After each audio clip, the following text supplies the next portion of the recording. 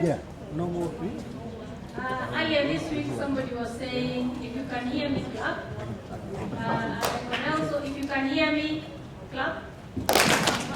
Okay, all right, it works. All right, my name is Muchiri. We've had a week of discussions at the Cornell Alliance for Science meeting at the Cornell University.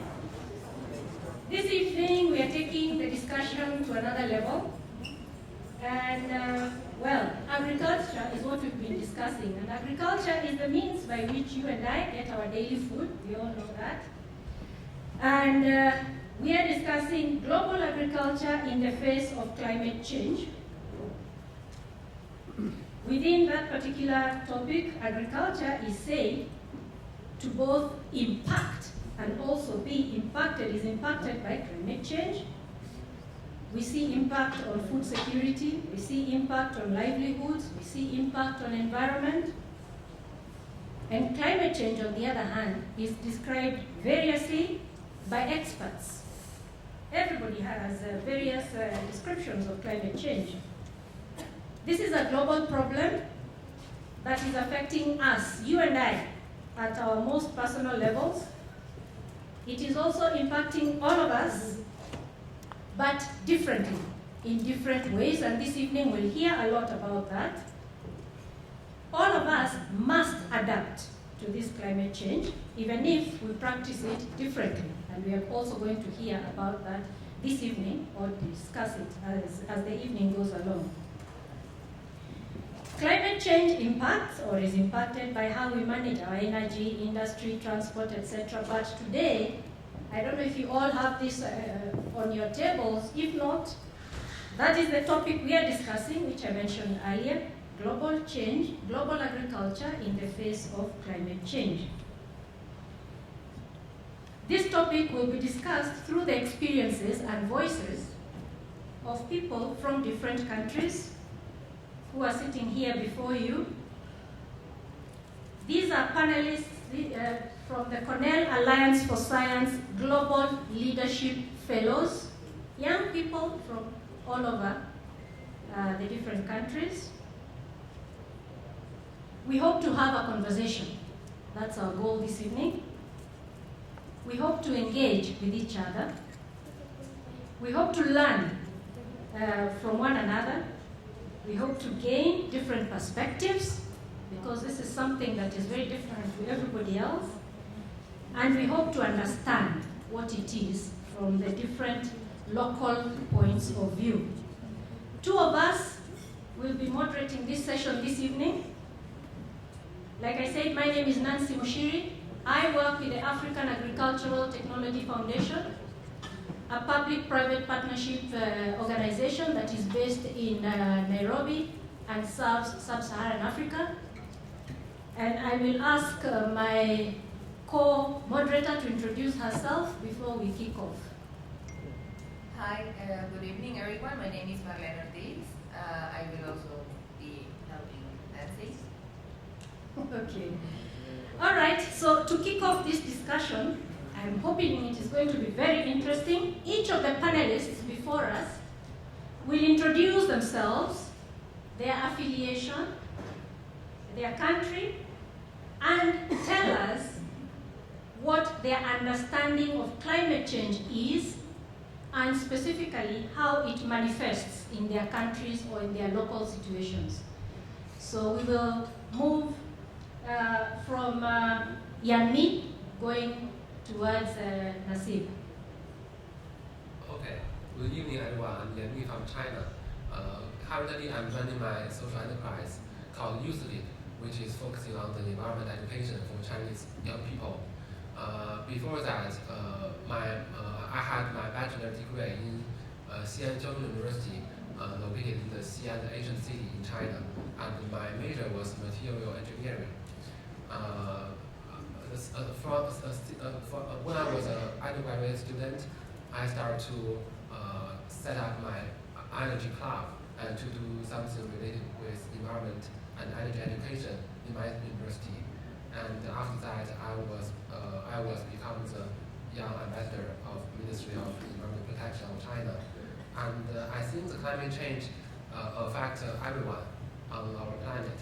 And for example, sometimes, especially in the winter, we have sometimes Beijing, the capital city, suffered the serious pollution. And I think one of the reasons is climate change, because in decades ago, in winter time, there is usually a very strong wind and in Beijing, but now the wind become weak. I think this is one of the phenomena of climate change, and which affect everyone, especially the citizens in Beijing. And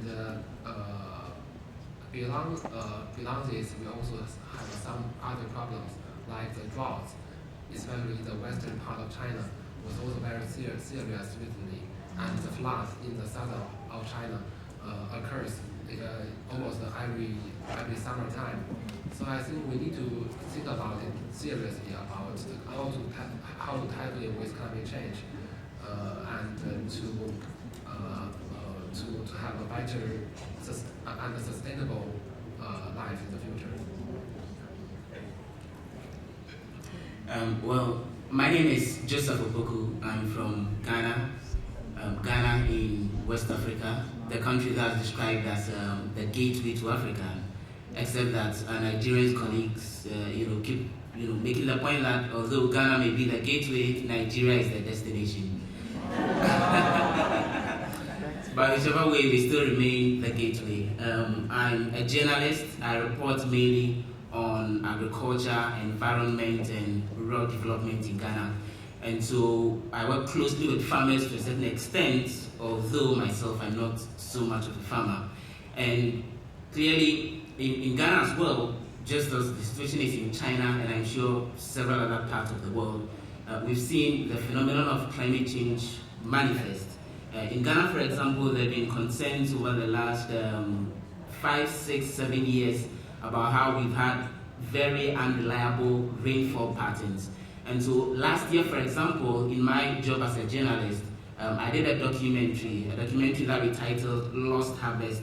And this particular documentary focused mainly on challenges that nearly brought our nation, virtually on the brink of a food crisis, because there had been extremely long periods of drought during the rainy season. The rain was expected, it wasn't coming, and so some of the farmers had invested money on their farms. They had gone ahead to do loads of investments with purchasing of seeds and getting their inputs and all of that. And they grew because more than 90% of the farmers in Ghana, for example, are not exactly relying on any form of irrigational facilities, but rain-fed agriculture resulted in a lot of them making very huge yield losses. And at a point in time, for example, over the last 2 years or so, the price of maize, for example, rose by more than 70% as a result of this particular phenomenon that we saw in the country. And so those are some of the challenges with climate change that we have seen manifesting clearly in our country. And even beyond that, there have been concerns about sea level rise, and this resulting in some of the communities along the coast, the water flooding a lot of them and destroying farms and virtually affecting the food security situation in some of those communities. Good evening, everyone. I'm Modesta. I'm from Nigeria.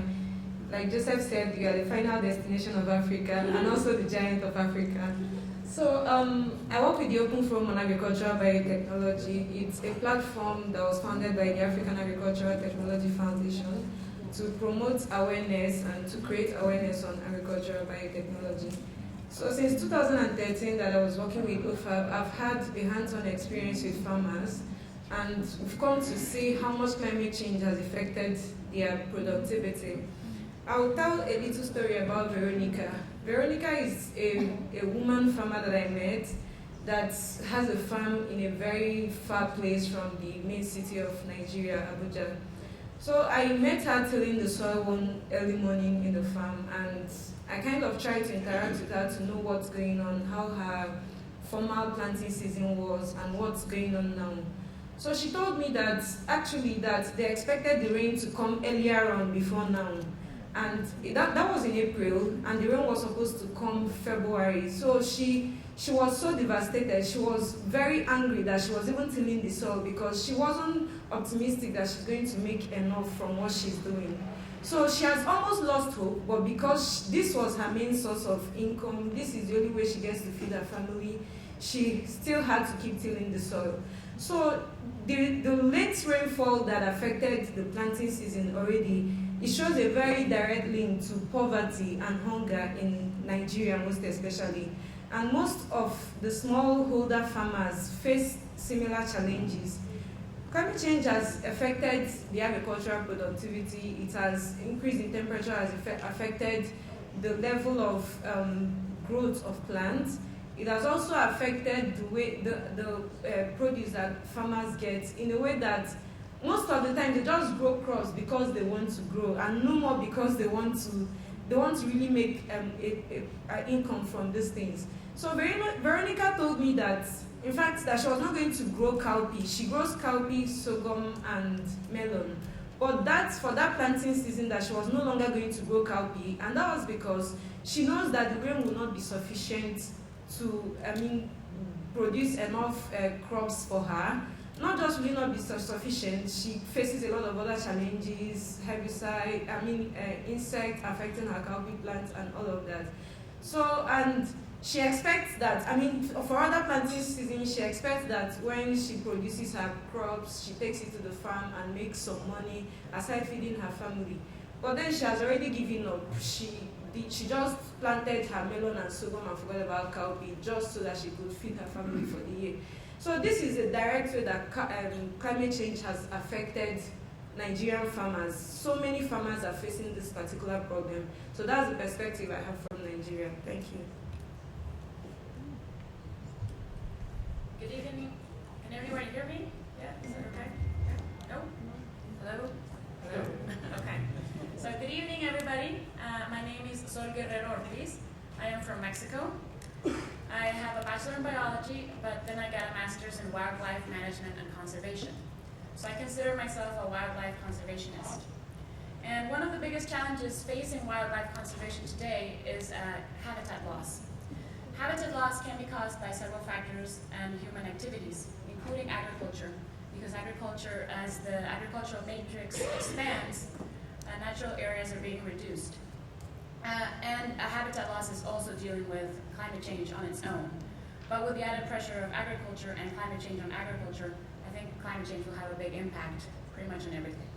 So I believe that we need to find a way to make our food production system more sustainable so we can greatly reduce the pressure that this human activity has on wildlife habitat and natural protected areas. During my master's and my bachelor, I worked greatly with indigenous and rural communities because it is in the agricultural field that human and wildlife interact in most of the cases. So I specialize in human-wildlife interactions, and this greatly involves agriculture. Thank you.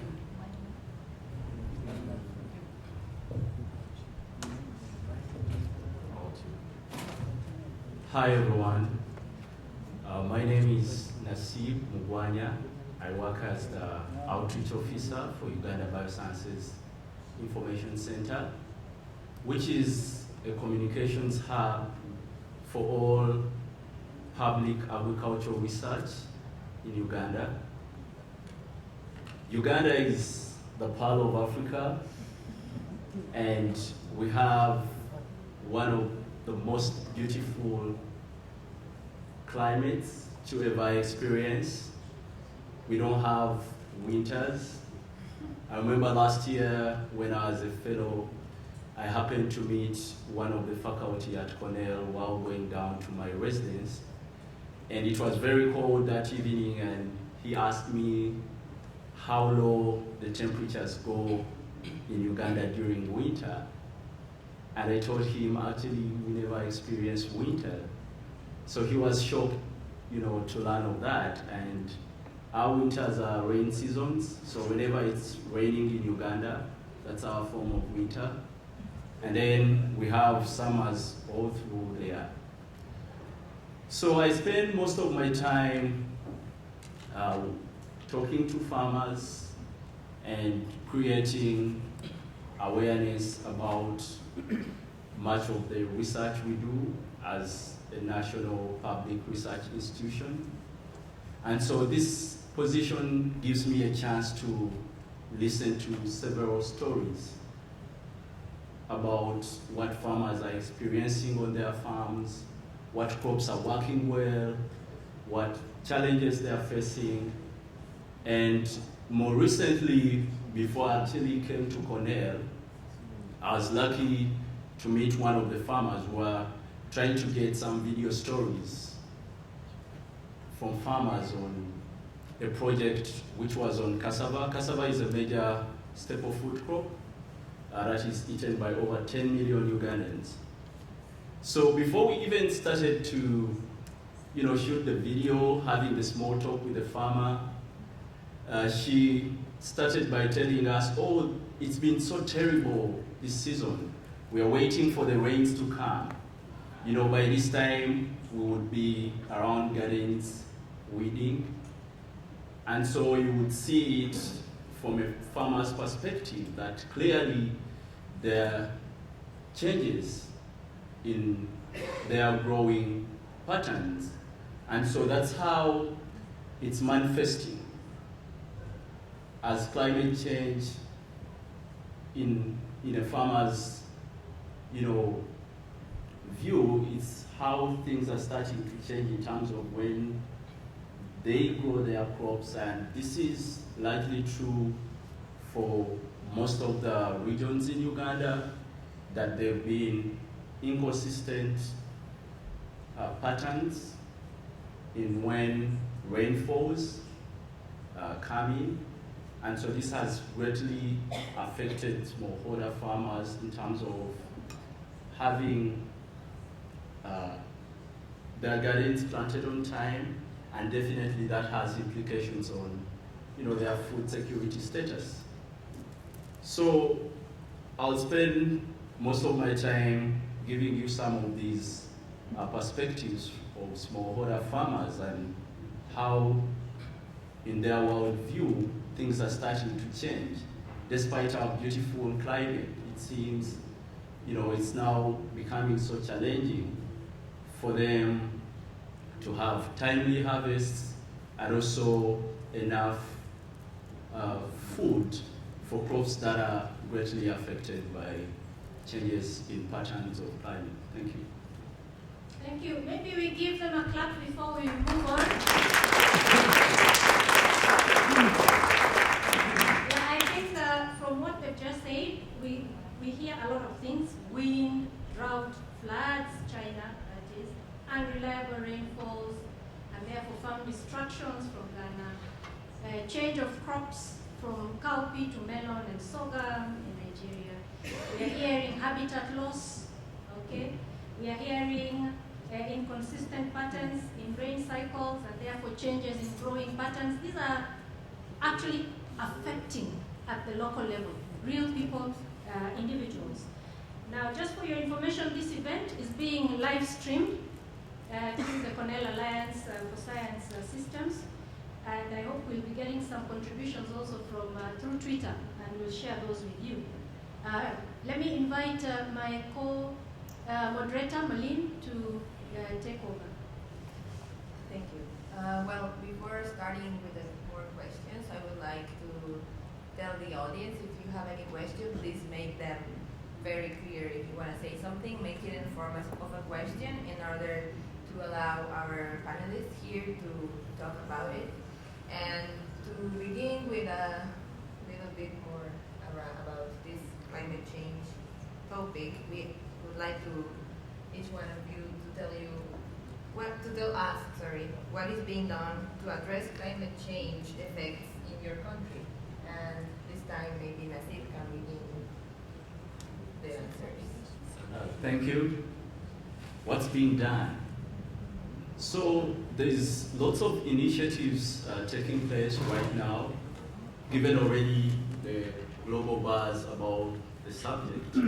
So Uganda is not being blind to this global challenge, and part of what is being done right now is lots of efforts in terms of mainstreaming climate smart strategies within the Ministry of Agriculture and Animal Industry in Uganda, which is the institution mandated to oversee much of the agriculture sector. There are also initiatives for capacity building to create more locally based scientists who are experts in climate science, and there is a climate change unit at one of the biggest public universities in Uganda, Guerrero University. And the vision here is to have local expertise that can contextualize this global challenge and find strategies and coping mechanisms that can be adapted for the local context. There are also bylaws and strict regulations on some human practices, such as deforestation. Uganda is largely a poor country, and most of the people are based on charcoal. Charcoal is like coal, maybe that's how it can be understood here in America. And it's used as the energy, like people use charcoal stoves to cook and have a meal in their homes. So there are initiatives in place to look for alternative, environmentally friendly energy sources so that the effect of cutting down trees is minimized. And there are also initiatives and incentives for programs geared towards more planting of trees. There are carbon credit projects where some farmers are co-opted to take on this initiative of afforestation so that some of these effects we are seeing of climate change can be mitigated. Thank you. Well, in the context of Mexico, we have signed the United Nations Framework Convention for Climate Change, and we also signed the Kyoto Protocol. So there are some legal international things that are already being applied in Mexico, as well as most of our countries, really. And well, we also have, for example, the General Law of Climate Change. We have the National Institute of Ecology and Climate Change. So this is a big topic in Mexico. I think there are a lot of government agencies that are trying to work around it. There are several government plans and programs to promote mitigation actions and adaptation actions. So, for example, we have improved management of soil, agroforestry, improved manure management, like different things that can be changed in the agricultural environment to recover some of the soil degradation or improve practices. There's also been suggestions of crop change, to use crops that are perhaps depend on less amount of water. So this is being addressed in different ways. I believe that because Mexico is so diverse in its geographical aspect, that there are some things that might function in one place that might not function in the other. So it is being addressed very locally, and it's being tried to be done with the smallholder farmers, perhaps also with drip irrigation or implementing other types of water management systems. So Nigeria has been doing a lot of things on climate change. We have the Federal Ministry of Agriculture. They've formed a department that deals with agriculture resilience projects where they develop crops that are climate smart.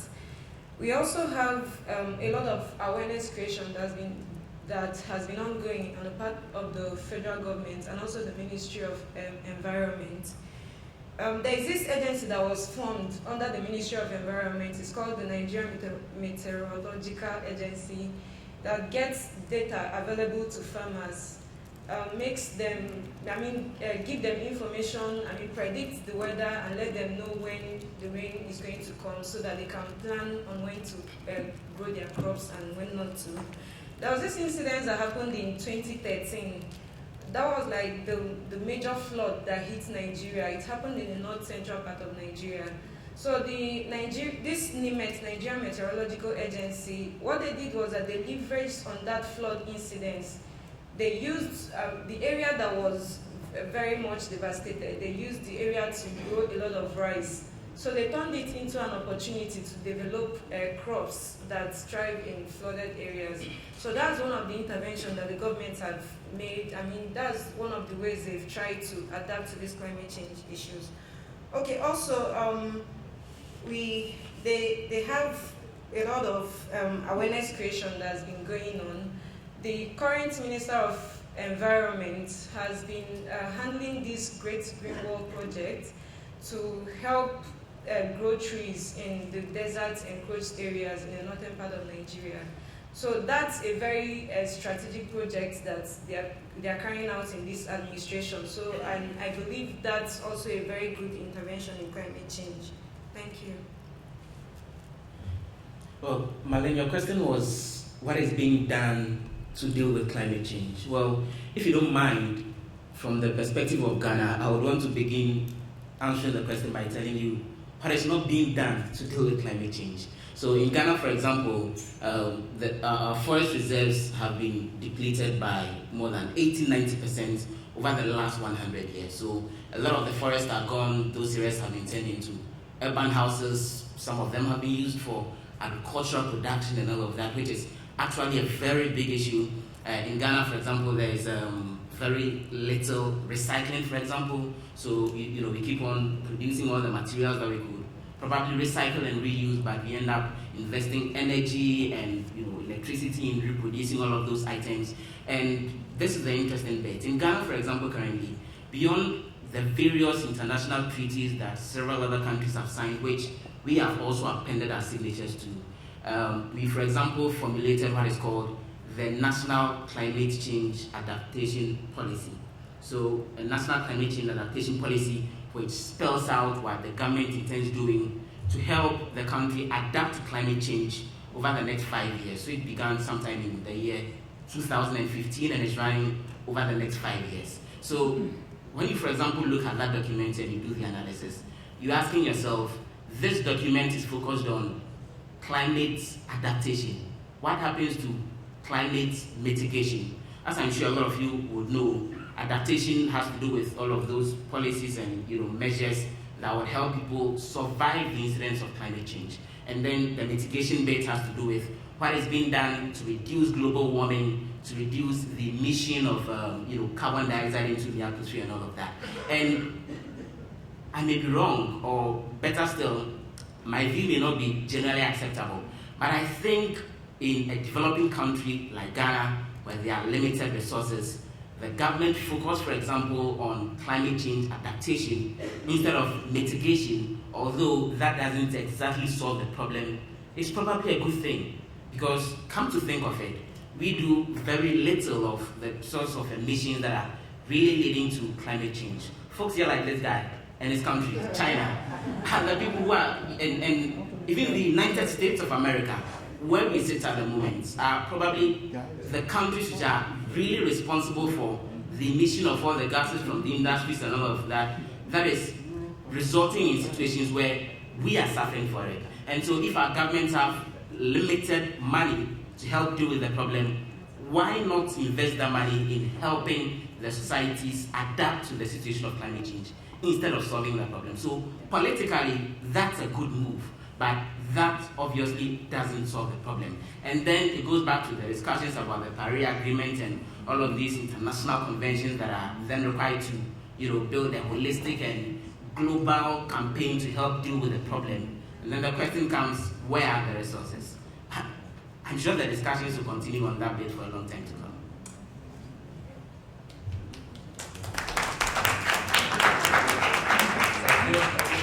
I think as the biggest developing country, China really have a lot of pressure. and as well as one of the biggest emitters of the carbon greenhouse gases. So I think the 2015 last year is very important year for the climate change. I think I can say there are several events which I think is very important for all the human beings. The first is the Sustainable Development Summit in New York in last September, and the old countries. I think more than 180 countries agree that we have the 17 Sustainable Development Goals, and by 2030, and after that, both China and the U.S., the top biggest carbon emitters, have a declaration and agreement on the climate change, and after that was the COP21. Which held in the Paris, and I'm also went to Paris to attend the COP21 as a Chinese youth representatives, and on that summit, the Chinese government agreed that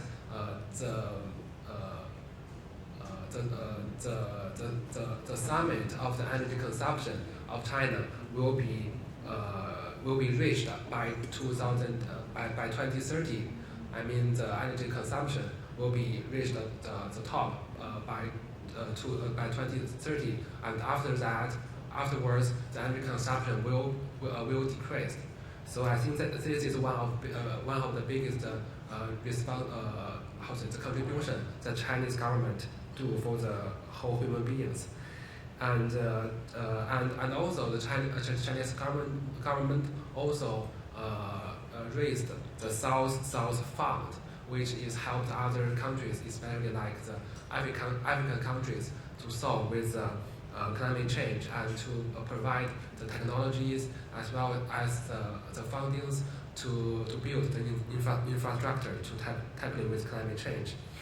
And this, as a third important thing, I think is very interesting last year is that just after the COP21, I think by the end of November, Beijing has the first red alert of the air pollution. And I still remember at that time there are almost 4 days. The air pollution lasted for 4 days, and then we have the red alert.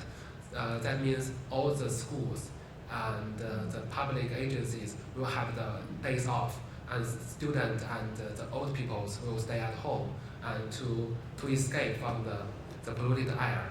And I think the air pollution, I think the climate change is obvious for Chinese people because a lot of and it's also for the Chinese government because if we solve the air pollution, then we can also solve the climate change. Why we have the air pollution in China? Because currently the energy structure, over 60% of energy consumption in China is from coal, and we all know that the coal is really causing a lot of polluted. So that's why sometimes, especially in winter time, China suffers a lot of air pollution. So I think how to tackle with climate change. So Chinese government already done a lot of work. The first is to change the energy structure. So the Chinese government say they would like to reach the 20% of non-fossil fuel energy by 2013, and we already have the biggest portion of wind and solar energy in the world, both the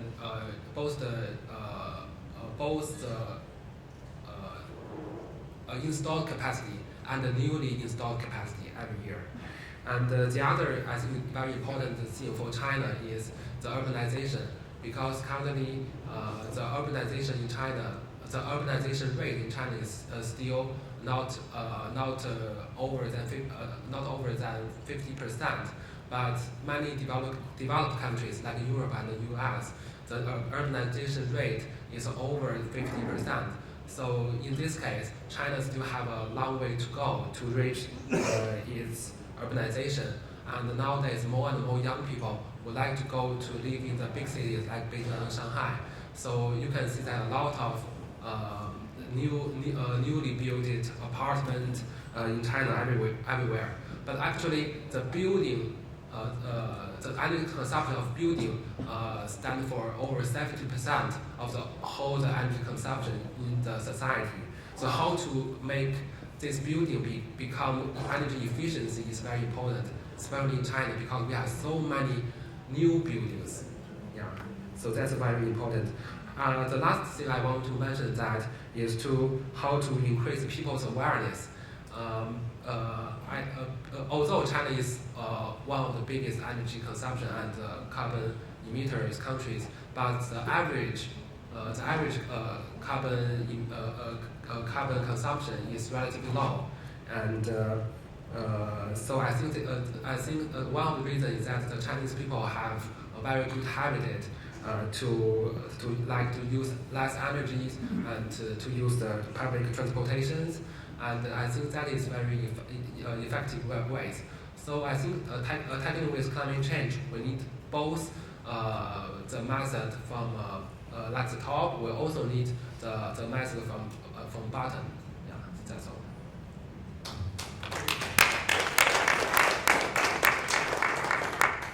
Well, thank you to our panelists, and now we are ready for questions from the audience.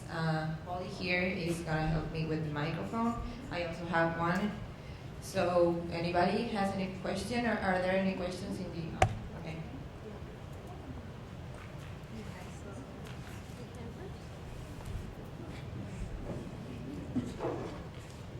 Yes, please go ahead. Okay.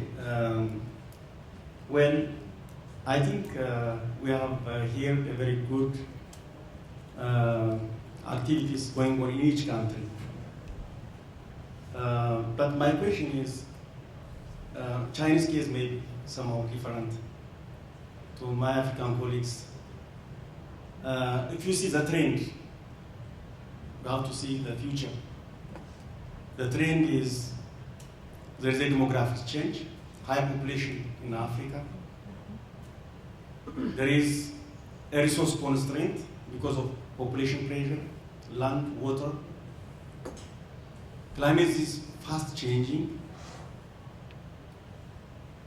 All this require, on the other hand, we require, Africa has to have a catch-up. We are lagging behind. We need to have a catch-up. We need to transform very fast. But climate is much higher, changing in a very speedy manner. So, do you think that with the actions we are doing now, with all the strategies we are doing now, can we make a catch-up, and can we really go faster than the changing climate, and can really survive and also transform Africa to its future state? Do you think what we are doing is enough? And so what's the strategy also? What should we do actually? Thank you. Anybody of the panelists from Africa want to answer to that? Yeah. Yes, please. So, as you rightly pointed out, the climate appears to be changing faster than we've seen the kind of responses that residents in Africa, have actually attached to the fast-changing climate. Well, to a large extent, I think a lot of the responsibility will very much lie directly at the doorsteps of African governments if we can really catch up. And for me, it goes mainly to policy implementation. So, as my colleague from China was indicating, public awareness, education for members of the public is very crucial. But the reality is that in the hands of government officials lie the biggest amount of power to effect single changes at virtually any point in time. So individuals may do their bits with them getting more knowledge on climate and all of that, but a lot of it falls back to the government because it's about the kind of policy framework that you lay in place in order to try to get some of these problems dealt with. As you indicated earlier, In China, for example, there's been a cut down in emissions and all of that. And all of these started from government setting the goals that needed to be met and expressing some amount of commitment to investing those resources in dealing with some of those problems. To be honest, I personally don't see that level of commitment on the part of a lot of African governments when it comes to catching up with this whole discussion about climate change and helping deal with it. And for me, that's a major contributory factor to how come till now, and very much so into the very near future, we may not really be able to deal with the problem, for some years to come.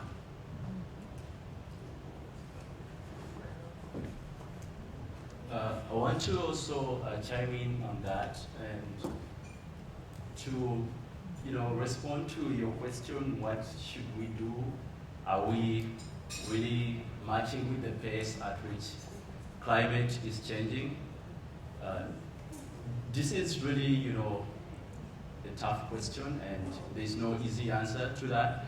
But in my opinion, I think it's crucial right now for governments in Africa to create a very enabling environment for technological options that can help smallholder farmers adapt and cope with the fast changing climate. So we need an environment that allows for all options that are current or emerging to thrive well under this threat, so that farmers do not get so much devastated by the rate at which climate is changing.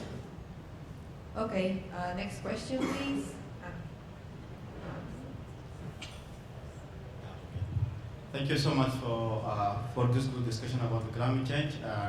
There is no question that is affect everybody, but my question is, it's well known that we can all survive without electricity, without telephones, and everything, but we cannot survive without water, because the base of what we are talking about is crucial, and it's water. So it's singled out that it's clear, for example, the sample that we given in Nigeria, the lady, she don't know what's going on because the rain is not coming on time. The same thing also in Uganda. And the question here is actually really has to do with something about, yes, policies, but sometimes implementation of the policies. Because in most cases, even before we talk about climate change, the policies are discussed, responsibilities are clear, and everybody understands what's supposed to be done, but implementation falls short, and that's affects the result we are trying to see.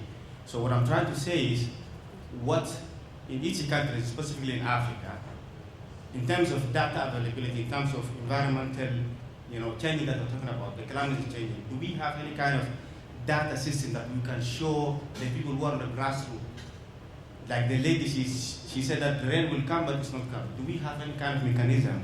Because raising awareness is not about the top level, but you need actually to reach the people, because agriculture in Africa is substantial agriculture to feed up themselves.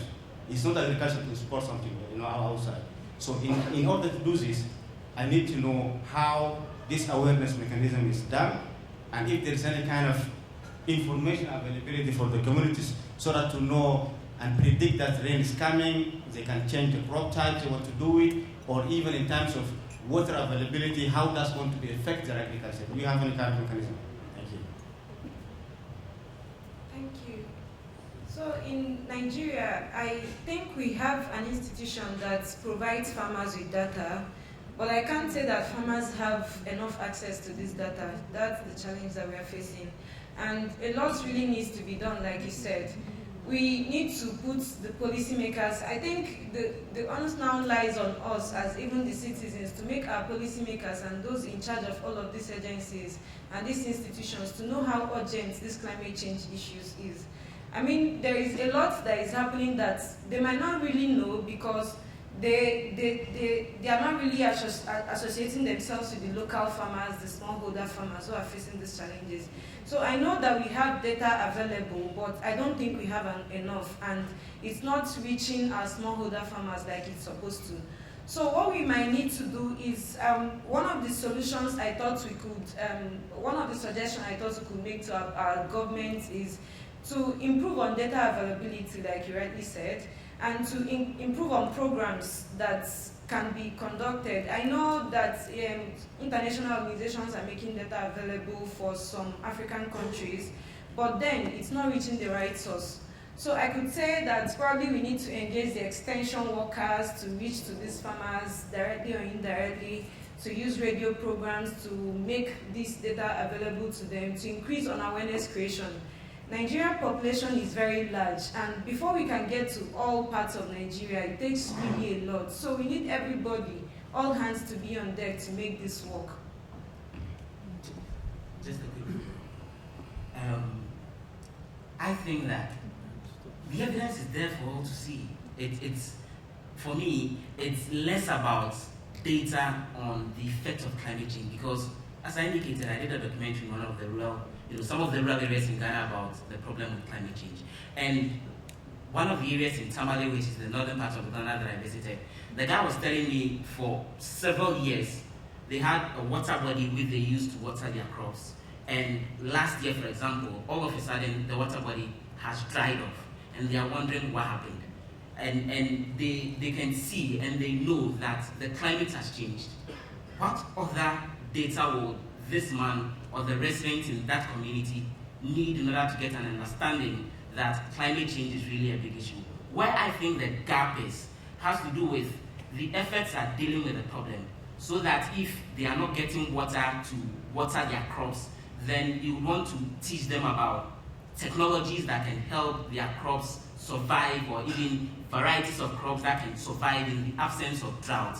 And these are technological innovations that need to get to the farmers. And for me, that's where the gap is. It's less about data itself on the effect of climate change, because that's very much in the face of all of us. But unfortunately, the required technological innovations to deal with these problems are what are not exactly reaching the ordinary people on the ground, which will allow these challenges to linger on for a very long time to come. Thank you. Thank you, Joseph. Thank you, Modesta. We're going to pass to another question over here with Catherine, and if you don't mind to say your name before you pose your question, please. Good night. My name is Catherine Briseño from Venezuela.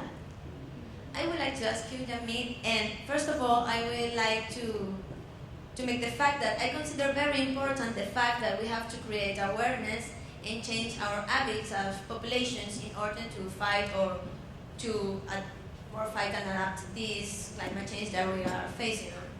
So as you mentioned, I would like to know what our people from China are doing in changing their habits to fight this, and if that you measure the impact that this change of your habits making.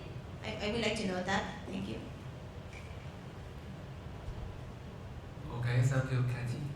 So I think, firstly, it's always not easy to change your habit, and so that's sometimes need the encouragement. So many of the time, we need some encouragement, especially related with money. If we feel that if we can earn some money, and then it's easier for us to change our habit. So let's see, coming year, next year, the China will have the carbon market nationwide. So like so because next year will be the first year, so we still have a pilot. So the organizations like the universities, like the government agencies, so each of these organizations, they have a cap of the carbon emission. So for example, the Peking University, this is a public university. So the Chinese government will give a cap for the Peking University and tell them that this university cannot emit the specific number of carbon dioxide within next year. So if you are above this number, you need to buy the carbon credit from other organizations. For example, if the Ministry of Environment Protection, they don't finish their credit of carbon dioxide, so the Peking University can buy the credit from the ministry. So then we have the market mechanism to ask this organization to use less energy. And this also happened to the Chinese citizens. Like in China, we already have the the step tariff electricity price. That means within this month, if you only cost maybe 100 degree of electricity, the price is very low. But if you spend more energies, the price becomes very, very high. So this encourages the citizens to use less energy. And currently, we also, like in US, if you go to Walmart, you can have the plastic bag for free. But in China, all the supermarkets, if you want to the plastic bag, you need to pay. So nowadays, a lot of people, when they go shopping, they always bring their bags, the cloth bag, and this is also save I think it saves energy, because the plastic is also made by the petroleum. Yeah, I think if belongs Chinese government also spend a lot of money to conduct education nationwide. But I think if you really want to achieve the result, the goals, you need to have a better mechanism to encourage people to have the low carbon life, and I think the wise way is to link it with the market, with the finance encouragement. Thank you, Henry. We're gonna have another question over here. Sarah Vanja from Ithaca. So in a few short weeks, those of us in this country will go to the polls that elect a new president of the United States of America. How will the way we vote in this country impact the climate change issue in your countries? Thank you. Anybody wants to answer to that? Sol, maybe?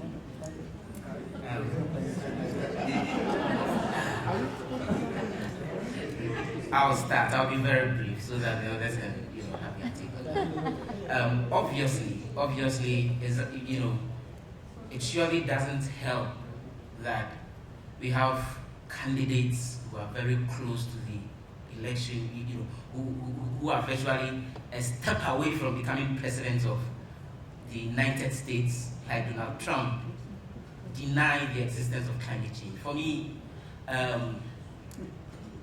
I don't say it doesn't make sense, because that would obviously not be fair to him and probably his supporters who are gathered here. But then it obviously goes back to what a lot of his political opponents have been telling him, that he's probably living in too much denial and is possibly living in a world of his own.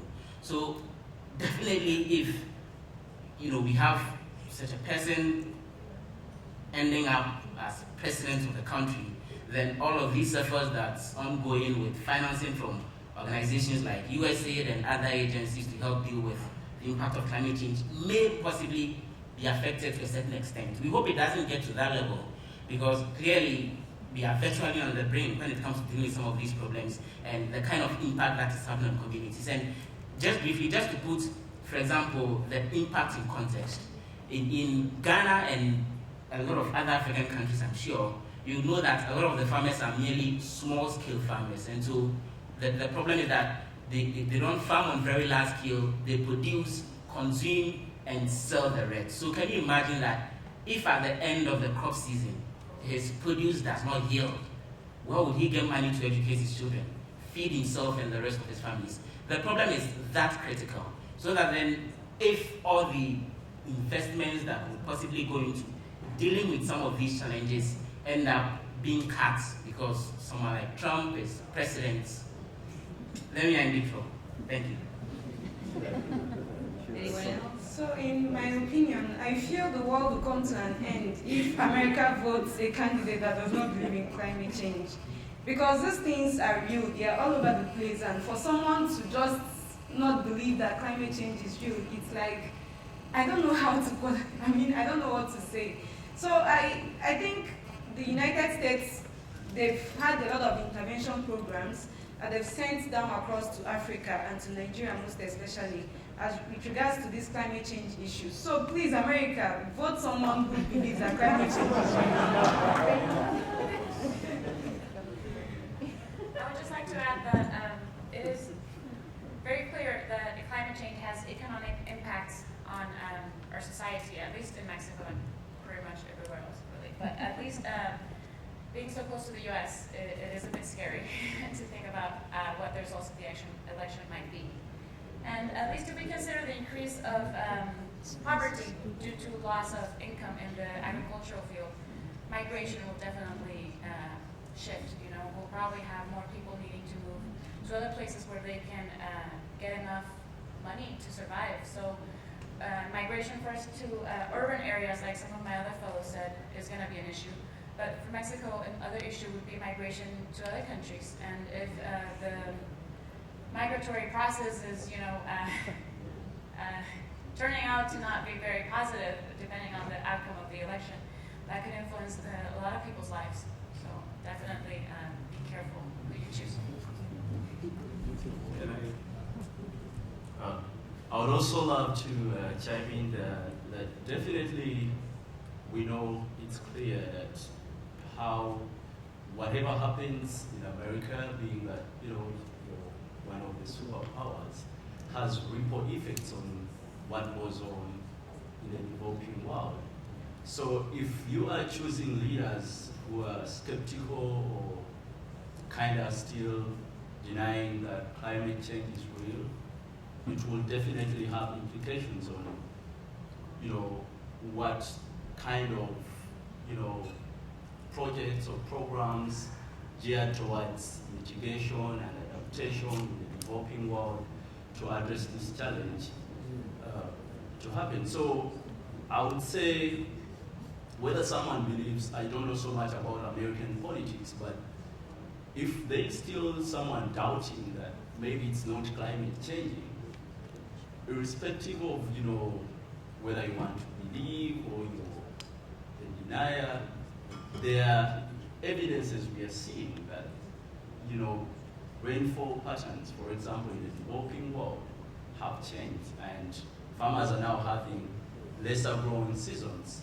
So we need to find ways of how to come up with solutions to see that farmers can still survive amidst these changes in rainfall patterns. So if you don't want to call that climate change, whatever you want to call it, we need to find leaders who are in support of such changes that are happening and not just made up, and we see that still farming can go on.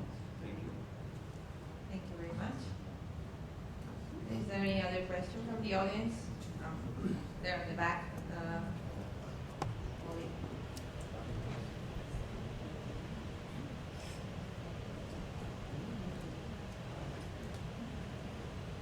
Hi.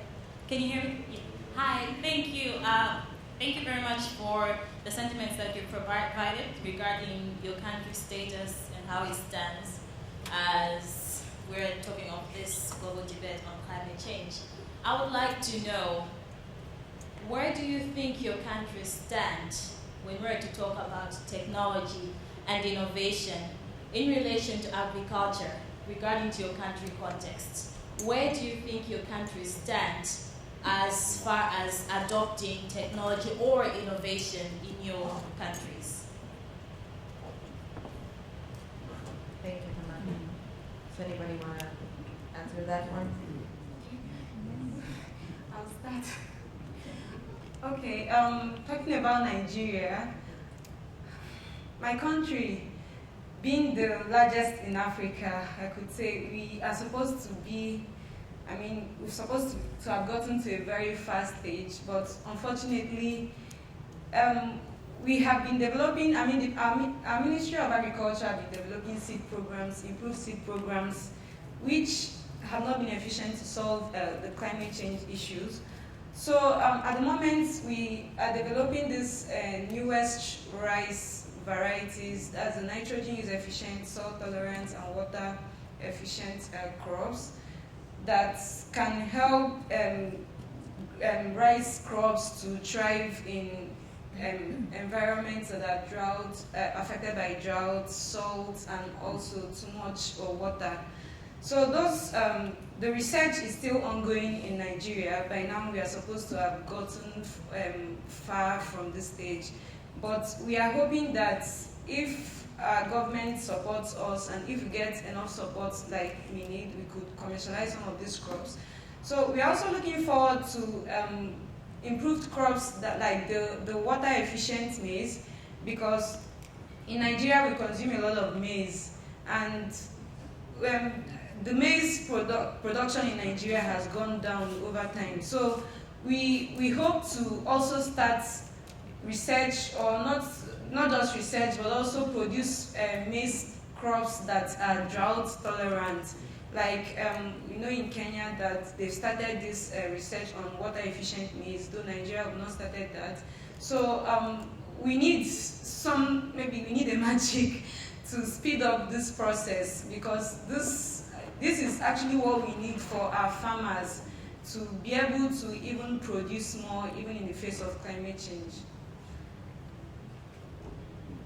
And just to add to that briefly, well, maybe we can have improved seed varieties that can play a role in dealing with some of these problems. But beyond that, probably technology in the real sense of modernization of agriculture may also be the solution, which we could look at. In Ghana, for example, we have what we call the Ghana Irrigation Development Authority. This is an organization under the Ministry of Agriculture, and the work that this organization does is to help farmers put together irrigational facilities on their farms so that then they can take advantage of nearby dams, streams, and other water sources to get the water from their farms onto, to get the water onto their farms in order to water the crops. But unfortunately, this organization, for example, in Ghana, has been existent for well over 30, 40, 50 years. But till date, the estimation is that less than 10% of farms in Ghana are irrigated or have irrigational facilities. Majority of them are still dependent on rain-fed agriculture. Improved seeds are good, but modernization of agricultural practices so that then we rely less on the weather in terms of the produce and have maybe more irrigational facilities may also be another option that we are adopting in Ghana. But then the expectation is that we should accelerate our efforts at doing that. Thank you. I think the situation is very similar to what Joseph was telling us about Ghana. Because in Mexico, about 80% of our crop systems is still dependent on rainfall and climate. So definitely water improvement and management of water systems is very crucial. If we're specifically talking about perhaps biotech, there is a very strict law in Mexican policy regarding its releases. Let's just leave it at that. But we do have some successful examples of where it has already been applied. For example, in the cotton belt in the northern region of Mexico. So there is some evidence that it could be beneficial to use different kinds of technologies. But perhaps to address the main problem, which would be the water shortage, irrigation would also be a good idea. Thank you for your answers. Anybody has a question? Over here.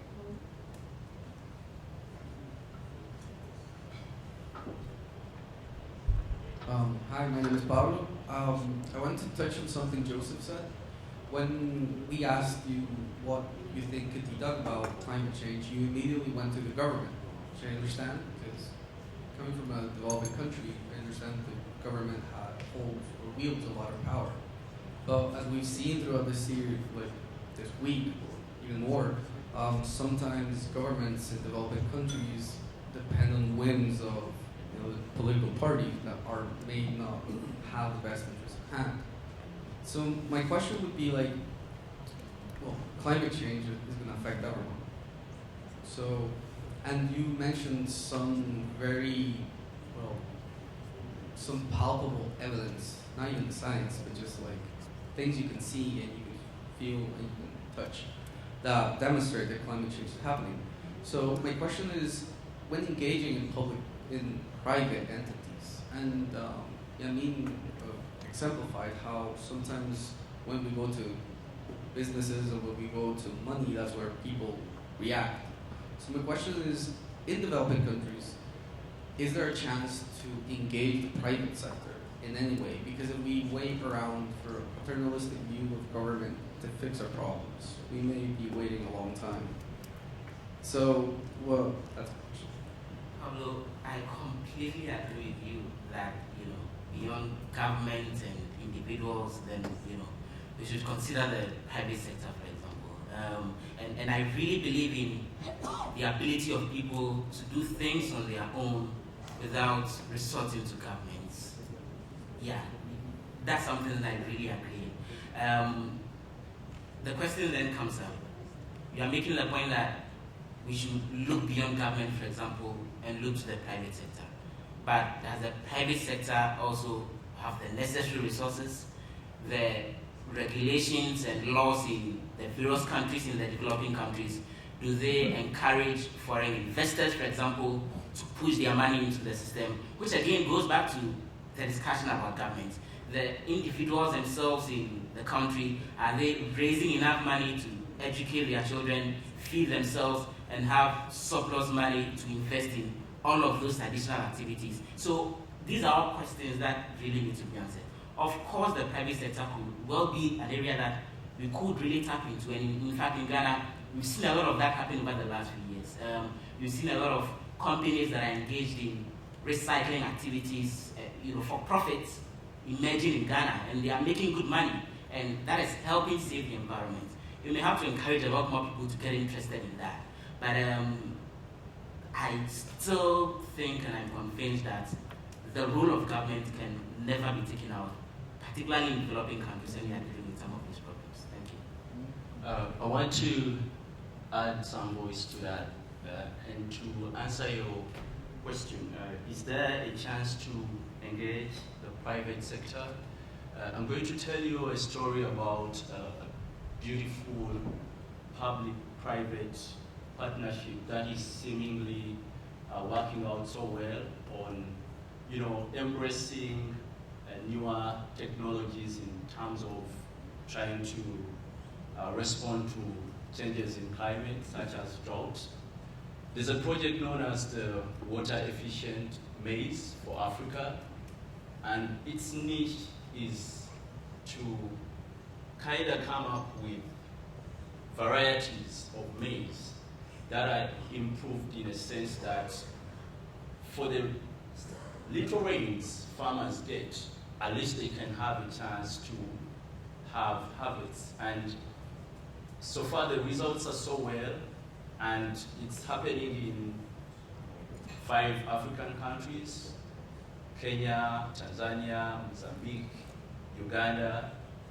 And so this is where it becomes really very important that, given this challenge, there's need to open up to all potential solutions that can help to address some of these challenges. And private-public partnerships are key, but also, relevant policies that make newer advances in science and technology to thrive, to help address these challenges are required. And so it's important that governments, not only in Africa, but elsewhere in the world, create that policy environment for any technological option that is seeking to address some of these challenges of climate change. Thank you. Questions? You want to say something, Andy? Yes, please. So I think when we talk about public-private partnership, I think the one of the important issue is how to have the funding. And I think this is a very old topic, the green finance. So and we talked about for many, many years. But we still, I think we need to review our finance system, because you see, if we want to tackle with climate change, we have a huge gap in our for the investment. So that's why in the last year, the Chinese government initiated the AIB, the Asian Infrastructure Investment Bank, which China and other fund countries would like to put money together to invest the infrastructure, which is good for the climate change, good for sustainable sustainable development in some other countries. So I think if we really want to stimulate the private sectors to join the project and infrastructure construction of the climate change project, I think that our banking system should have a better service for them, like the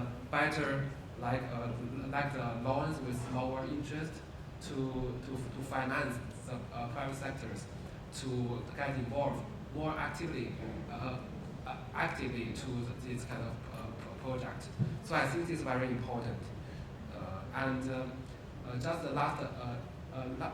Just several months ago, I went to attend the Eco Forum in Guiyang in China, and a lot of private companies mentioned that they want to do something good for the environment and good for climate change. But when they go to find bank, the bank said when they lend money from the bank, the interest they have is no difference with other private sectors. So the interest they have is even the same with the traditional manufacturing companies, which have a high energy consumptions. So I think this is not good for the sustainable development of our this kind of initiative in the future. So I think we really need to rebuild our finance system to promote, to boost our staff to achieve our sustainable development goals. Thank you, Yanmi. We're going to have another question in the back. Hello, my name is Nkechi Isaac. I'm going to throw this question open to all of you on the high table. Now, we know that agriculture is vulnerable to climate change, and the SDG Sustainable Development Goals 2 is about ensuring food security, and we know you can only get food security through a robust agricultural sector. Now I would like to know, what is your government doing to ensure food security?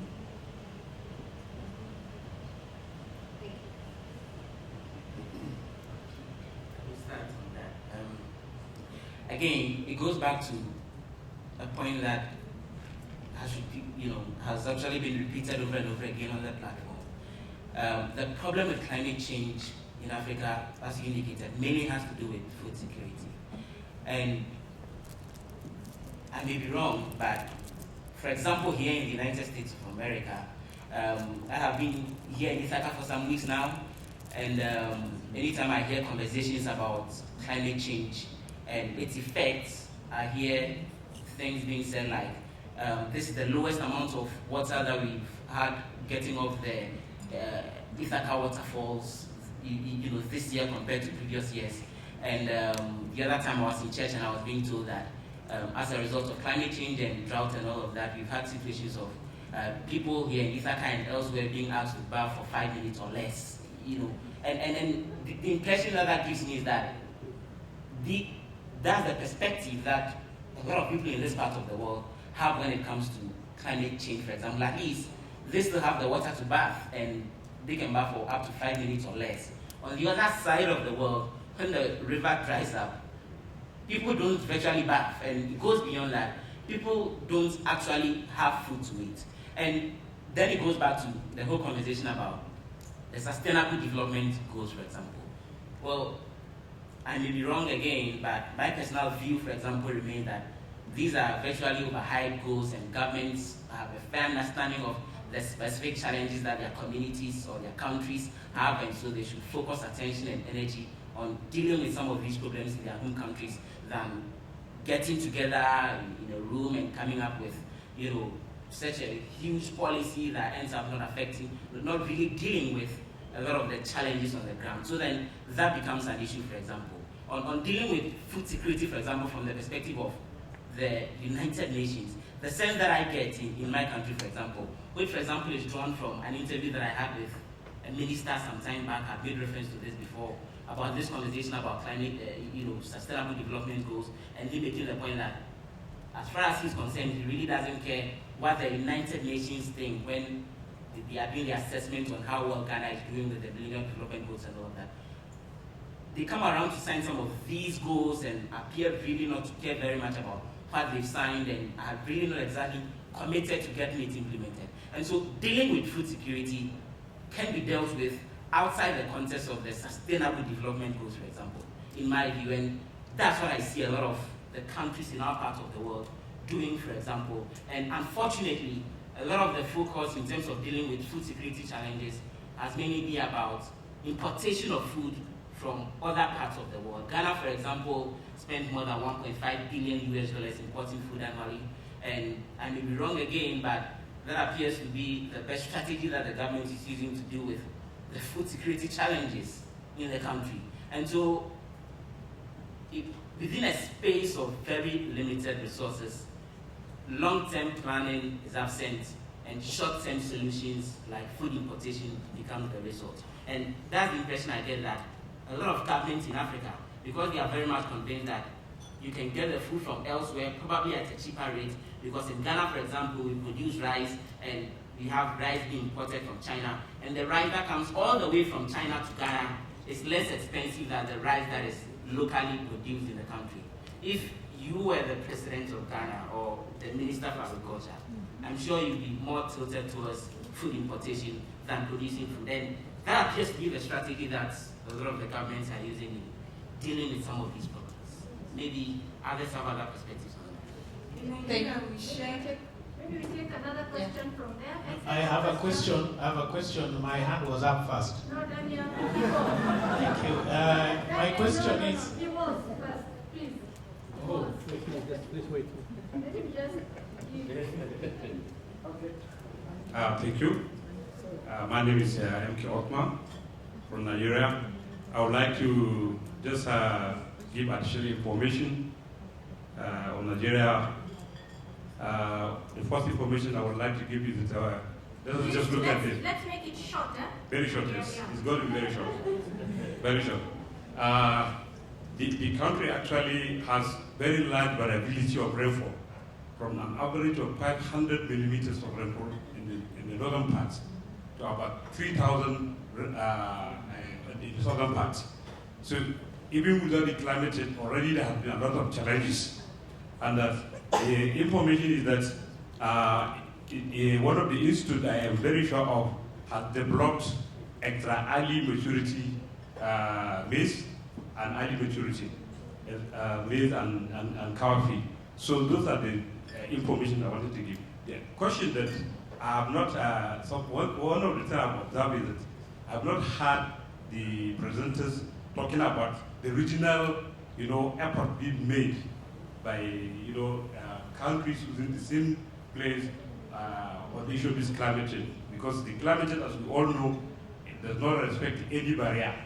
Whatever happens to this country, it can go to the next country without. So it has to be a collective effort for the country to be able to at least mitigate it. Thank you very much. I believe that was a comment, and therefore I want to ask my question, which is one. The team has been talking more about, they have been saying technology as the solution to climate change impact on many other areas. But from where I sit, there's a lot of, or there's vicious war being waged against science by so many members of society in different parts of the world, even here in Ithaca. Now, if science is being fought, how is science going to contribute towards mitigating the impacts of climate change? I don't know what your views are, I don't know what your experiences are, but please, what do you think about this? Because you say science has some solutions to this. We need innovation, we need technology, that's what you've been saying all along. But science is under threat to the extent that scientists themselves, some of them are even hiding, they don't want to come out. What do we do? Could we take another one together with that one? Because I'm seeing many others. We have one over here. Yeah, but maybe panelists just note that question. He also had a question on regional participation. And then we take it. Hi, I'm Cecilia from Bolivia.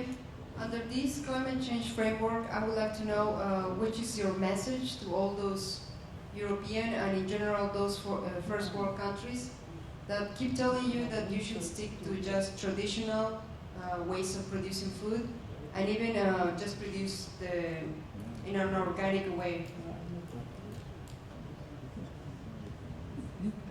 Somebody is going to make another one before we get to this answers? Maybe we get these answers because they're three, and then we take another. So anybody wants to? A couple more, then we have. I'd just like to say a little bit about that. Since I've worked with indigenous and rural communities, I think I can say that it is important to keep a traditional way of producing certain crops because it is of cultural importance. But I do not think that traditional necessarily has to be like opposing to technology.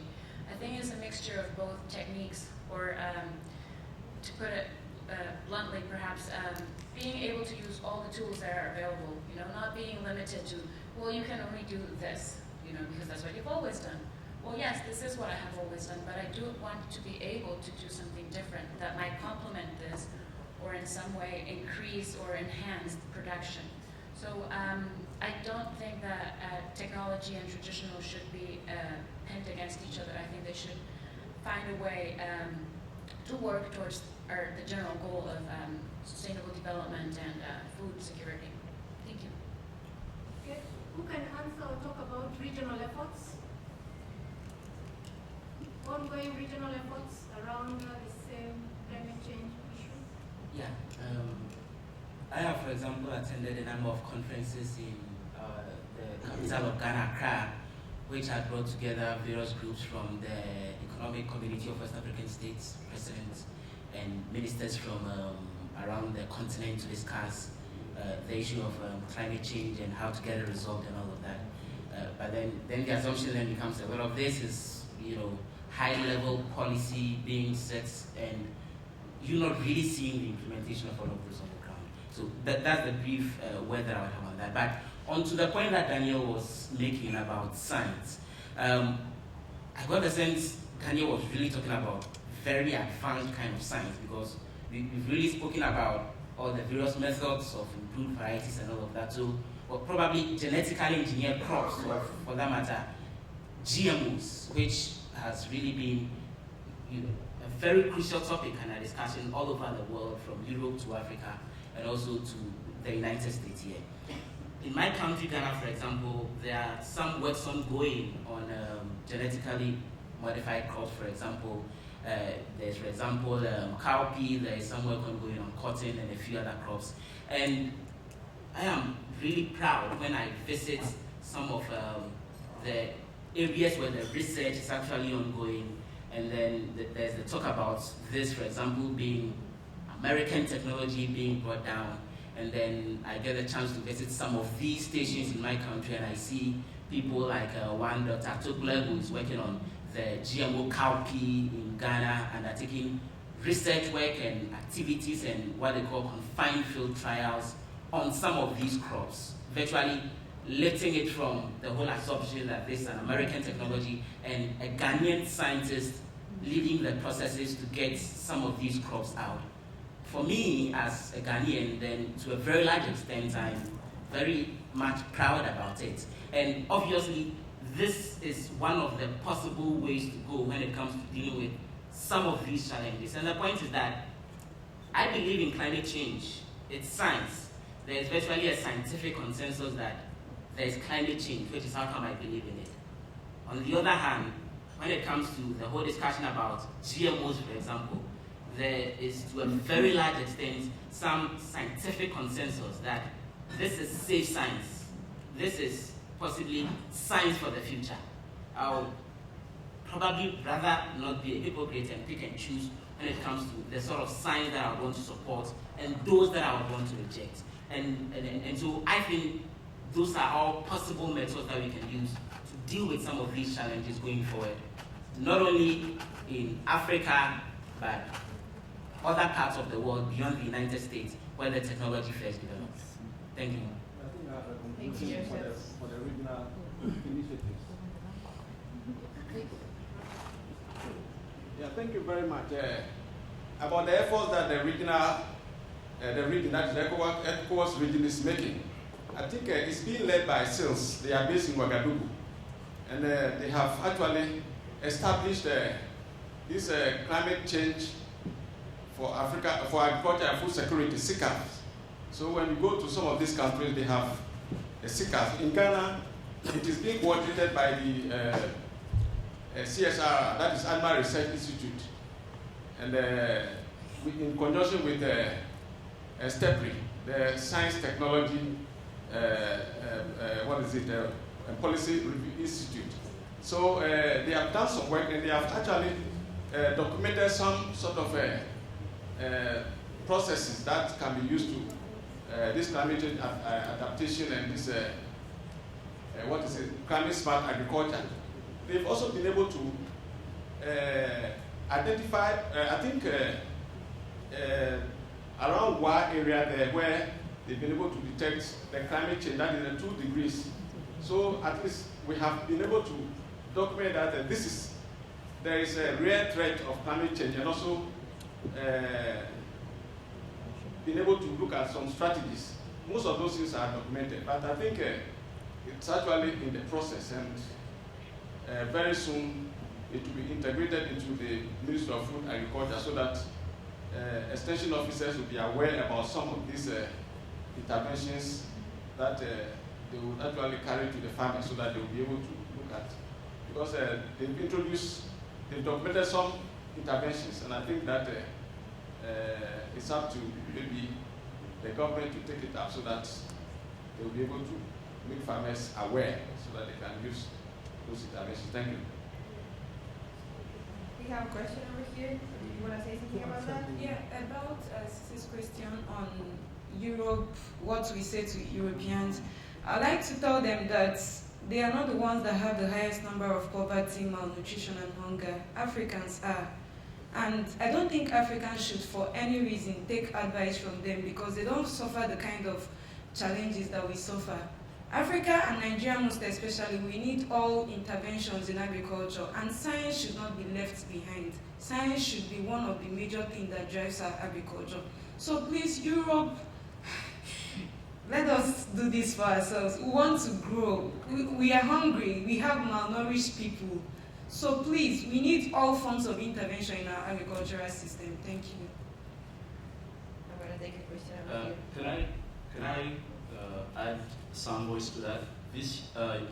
Daniel talked about the vicious war on science, and we've seen historically, it's not the start. These, wars have been around, and we've definitely seen how, irrespective of, the differences in how we look at what science can contribute to whatever prevailing challenge at a time, is that, what is the good science, telling us about how to deal with some of these challenges? And to me, what is important is to, respect where there is majority consensus from reputable experts, organizations that can authoritatively guide us on how we can deal with these global challenges, and see how we can tap into science to address these challenges. So yes, the wars might never go away. Today we are talking about climate change. Tomorrow it might be another issue in science. This division will always be there, but it's very important to know which kind of science should we run to. Is it the minority science, or where we are seeing majority consensus from, experts and peer-reviewed kind of data? To me, that's what matters most, and discussions should be focused on that kind of science. Then to Europe, it's a very interesting question. What message? And to me, I would say the least Africa would need, or any developing country right now, is someone to come with a lecture which is not about a solution, but rather not to do something, yet you're not providing an option. So we need partners that are very respectful of the challenges that are happening, and also realizing that the contextual realities of the developing world are so different from those in the developed world. So we don't need someone who should come right now when we're dealing with these complex issues and trying to look for solutions, and someone is instead trying to block some. We need conversations that are about how do we explore the various options on the table, and which is the best, or what combinations of options can help to deal with these challenges. So that's my message. Thank you. Thank you, Nassib. I'm going to take a question here. Thank you very much. One is a contribution regarding to the regional, something that my friend and my brother from Ghana, Farmer John, said. You see, if you notice, Africa, for instance, let me talk of Africa because it is most hit by all phenomenon of destruction has hit Africa. Africa, when they mention Africa, you hear that Africa poverty, Africa hunger, Africa diseases, Africa illiteracy. That's what they label Africans in most of the continents, other continents. But fortunately enough, this climate change does not only affect Africa, it's a global. That is why they call it global. You see, so if you look, notice, it is a global challenge, not only a regional challenge.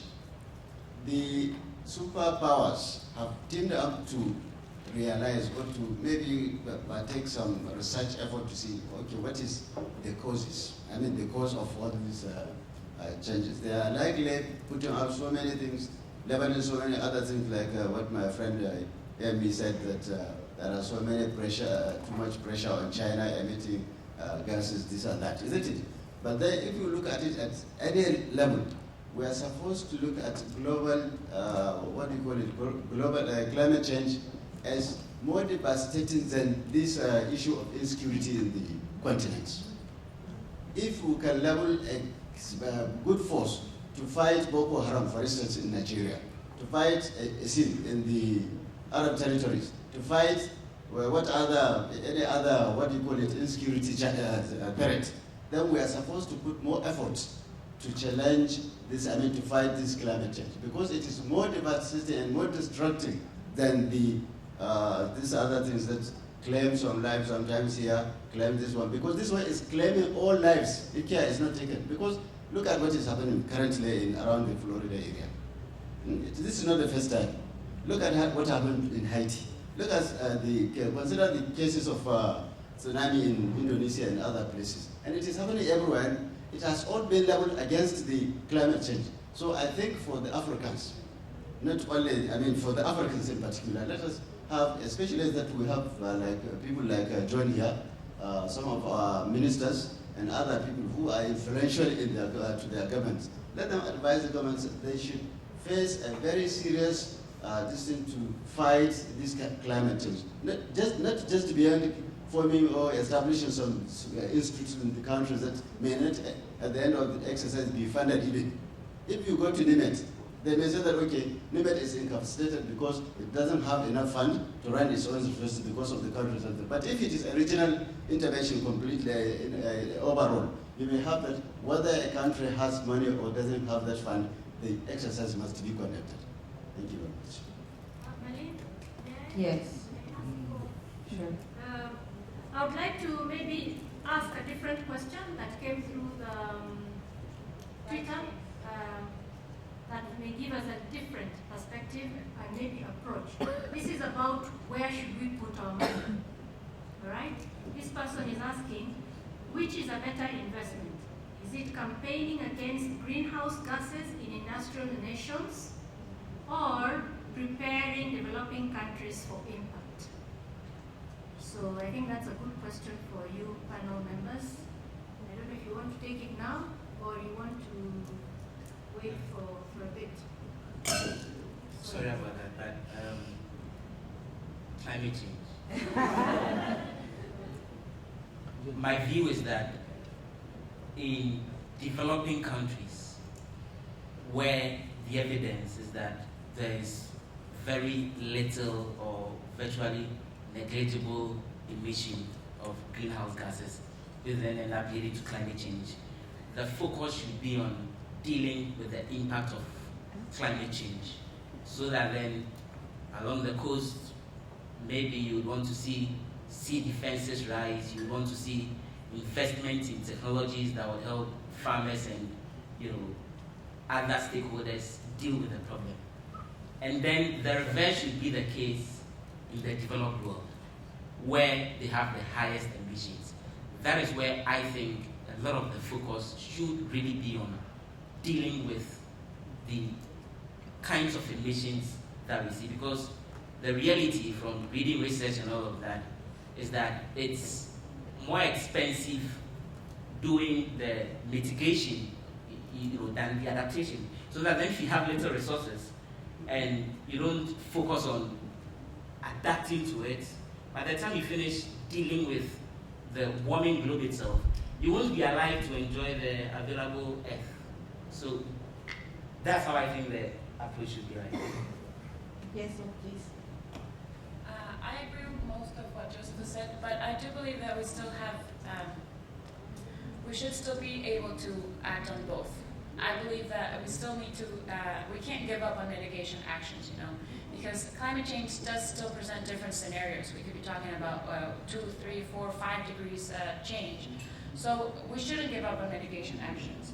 We definitely should focus a lot more on adaptation actions, but I don't think we should quite give up yet on mitigation actions. And definitely there's going to be a lot of impact on the developed world, because as Suleiman pointed out, climate change is global. So for example, if sea levels rise, we do know that a lot of big major cities in developed countries will be facing serious issues, like London, New York. I mean, we're talking about cities that are very close to the coast, and we've already seen big impacts with the increase of tropical storms or hurricanes or extreme weather conditions that are going to impact everybody. So it is a responsibility for every country to continue mitigation actions, but also invest highly on adaptation actions. But I think we should still be able to try our best to do both, because I think that's the best we can hope for. Thank you. I think we will take a question in the back there from Ruiz. Hi, good night, everyone. My question is, when we get saying that the climate change is real, even if someone says that it's a China creation, we know that is, I don't know what to say names, but let's imagine that tomorrow each of you will be the president of the country where you came from. I want to ask you what specific actions could you take to help to the farmers and the food production about the problems that actually face about the climate change?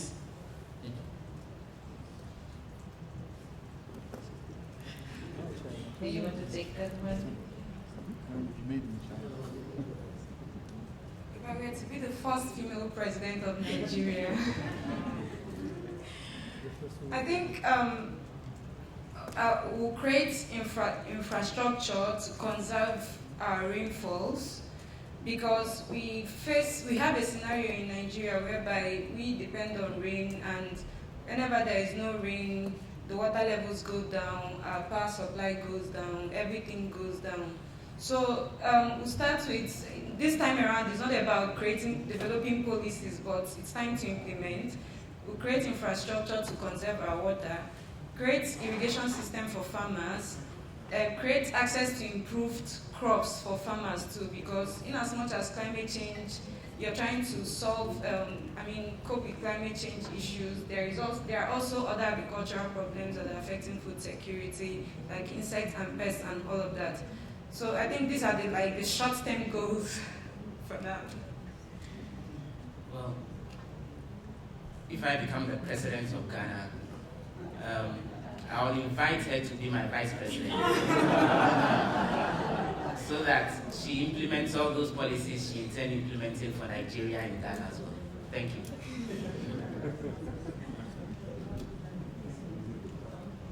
Mexico? Okay. Well, if I was the first female president in Mexico, which I'm not sure I want to be. I think I would invest a lot in giving people enough opportunities to develop, in a sustainable manner, socially, economically, and environmentally. So I would invest a lot, perhaps, in local development, local small enterprises or smallholder farmers who are trying to develop their projects or their programs. And I think I would definitely open up the policy a little bit more towards biotech, especially around the corn situation in Mexico. I wasn't sure about if I wanted to address this, but anyway, being at the origin of maize, the central origin of maize has been kind of like the double-edged knife for Mexico, because we were the origin of this great crop, but there's a lot of limits of how well we've been able to continue using it, and we import a lot of it. So I would try to invest in rural development to improve our food production, so we could again be self-sufficient. Tough one. So if I were to be the president of Uganda, the next one after our president who has led for over 30 years now, so I think I would focus more on policies geared towards seeing that there's an enabling environment for all options geared towards helping majority of the population, which is farmers. Uganda has over 75% of its population being in rural areas, and these directly or indirectly depend on agriculture. So my focus and priority would be on a policy environment that allows for all options out there that can help with adaptation and mitigation to effects of climate change, and more specifically on agriculture. Yanni, you want to tell us what would you do? I don't think I have this possibility to become the president. But if I was the president of China, I think it's really a tough job, to live, to imagine. I think we talk about, so that's last question about how do we invest should we invest to the developing country or to invest in the technology? I think for many developing countries, the efficiency of investment is very important. So I think sometimes we need to promote the transparency of our governance. I think it's very important to decrease corruption, and I think this is one of a very important challenge for many developing countries. And I think if I was the president, I will keep working on it to make it more transparency and to make our money to invest in the suitable place. Well, we have a question here. Yeah, maybe we'll take another 1-2 questions, and then I will wrap up. Thank you very much. My question seems a bit similar to what has been asked, but it's like the other side of it. I'll still ask it because I've been raising my hand for some time now. You are not yet the president of your countries, but we've heard beautiful sentiments here, beautiful thoughts. If today you were given the chance to address the policymakers or even the president of your country, what would be that single message that you bring to them to deal with these issues that we are talking about here? How to address the impact of climate change.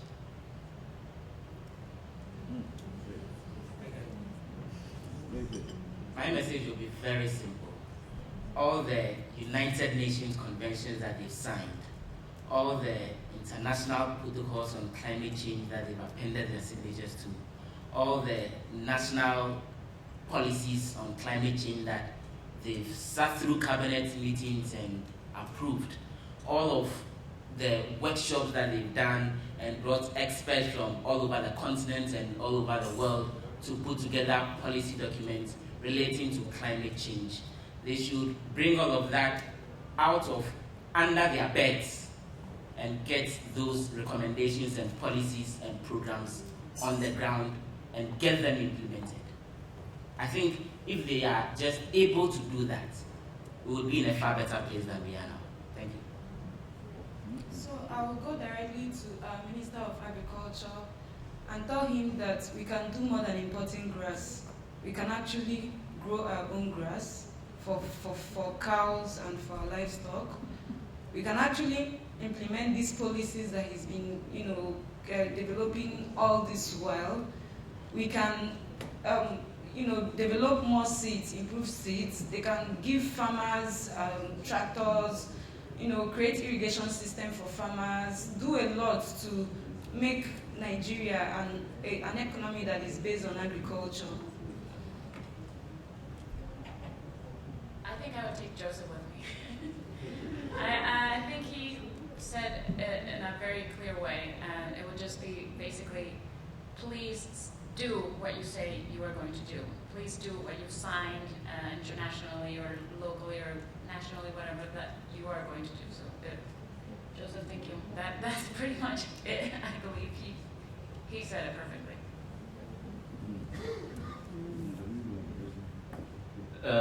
Single message. I would say climate change is real, and we need also to change our, approach and attitude towards, how to deal with this monster. And we need to take action, and then that will, maybe be the starting place to explore which forms of action we should take.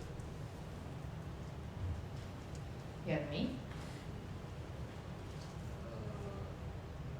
I think the core message would be to speed up our pace and to do the research and as well as to make it happen and commercialize it in our real world. Thank you. So now we're going to have our last question by Patricia over there. Thank you very much. Thank you for your thoughts so far. I appreciate that they've been global, like we have launched the global, climate change is global. You've been saying our governments should be this, should be doing this, we should have this and the other policy, but it has left me feeling very powerless, out like there is nothing we can do as individuals to control the impact of climate change. We have portrayed Africa as a very incapable continent, which I'm still very uncomfortable with. So my final question to you is, as an individual, do you think there is a role we can play at a very small scale level of individual in mitigating the impact of climate change? The farmers you're talking about, are they so desperate and incapable that they can't know that the rains have been coming late for the last 3 years? Let us do something about it. Can they grow trees so that the wind doesn't blow down their banana plantations? And even us as individuals, as we go away from here and wait to talk to our policymakers, what is it that we can do? I'll start this because I got a feeling you're speaking directly to me. I may be wrong. But obviously we all have roles that we can all play when it comes to dealing with the concerns about, the concerns having to do with climate change, for example. We could all probably learn lessons from elsewhere. Coming around here and getting the opportunity to visit Europe and elsewhere, I've seen it to be something very interesting. How people, in numerous numbers, ride in very huge buses instead of every professor or every faculty member at one university or the other driving it on their own vehicle all the way to the office or to the university and all of that. Of course, I would really be glad to see a lot of that happen in my country, for example.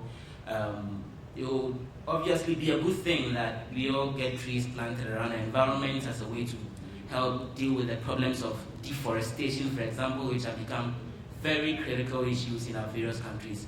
And then the final bit will be an encouragement that could go directly to the farmers. As you rightly indicated, sometimes the impression is painted that farmers are very powerful people and others need to come in with innovative technologies to help them deal with their challenges. But we've also seen over the years that farmers in their own local ways, in their own local environments, have developed very good technologies, indigenous technologies that have helped them deal with the sort of challenges that they face on their farms. So that then the expectation is that when one way or the other farmers in their own activities manage to come across such innovative technologies, then to deal with some of these problems, we want to encourage them to go ahead with it and possibly spread it to their colleague farmers and help spread some of these indigenous technologies in a way that would have a multiplier effect and more farmers will get access to, and then that would be the kind of technology that locally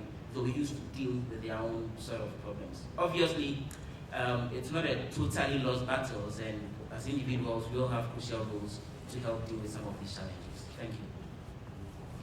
I basically share the same thoughts with Joseph.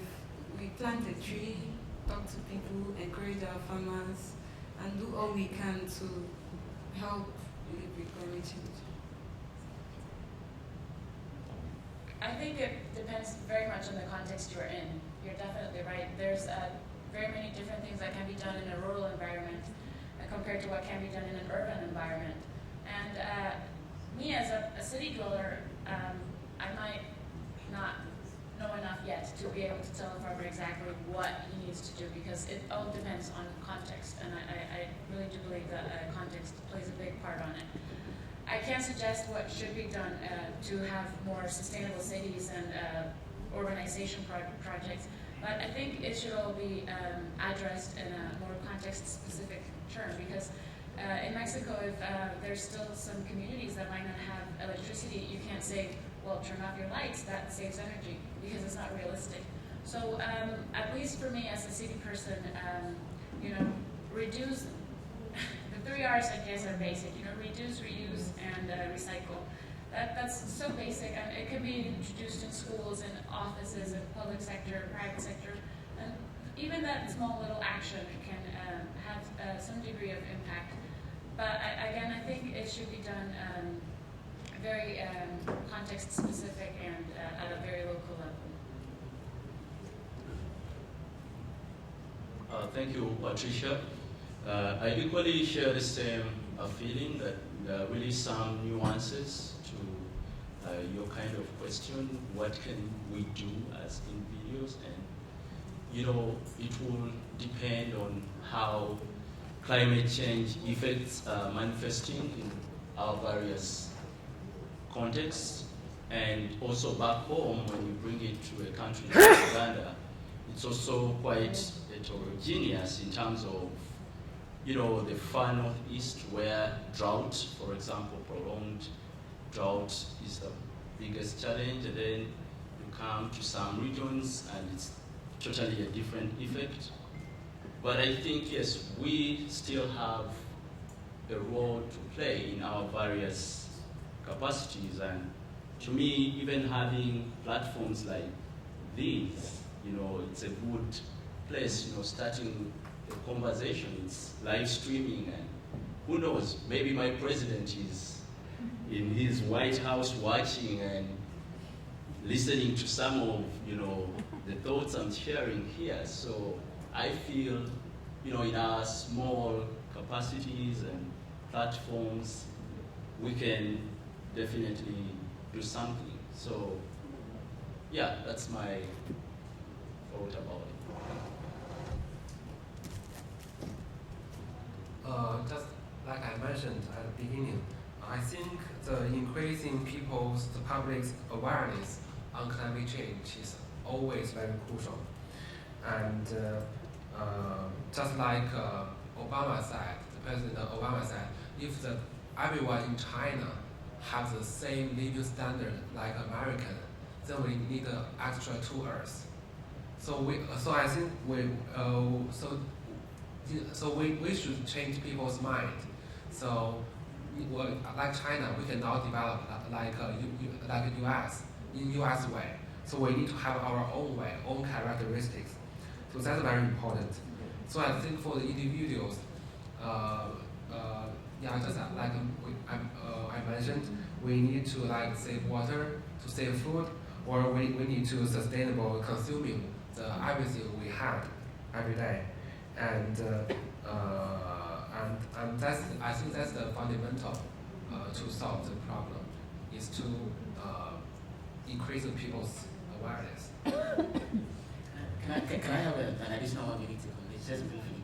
And I would want to bring into context an example that we've had in Ghana. And I'm drawing on the point Sol made earlier about urban dwellers possibly having very limited ability to help deal with some of these problems. And there was a situation in Ghana, which I'm sure the folks from Ghana are quite familiar with, Elvis, Rufai, and Margaret. In Ghana, for example, there's a place called the Achimota Forest, which is a very large forest area sitting in the heart of the city.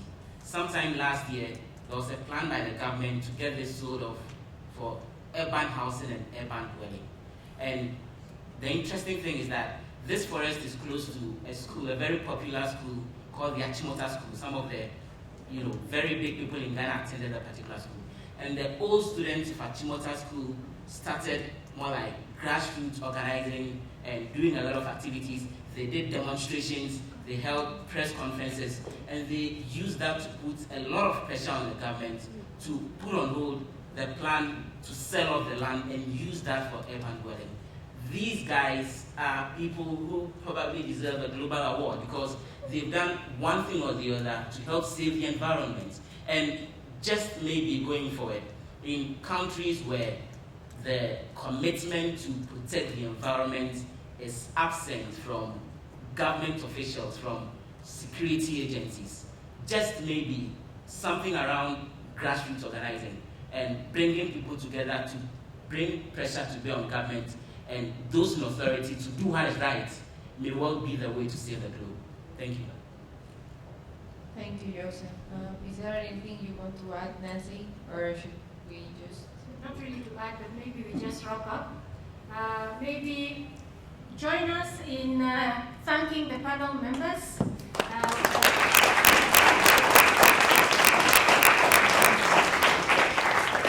As you've seen and heard, these are young people. They're all very, very young people, and they're discussing very tough matters related to survival of humanity. And you can see how eloquent and how informed they are.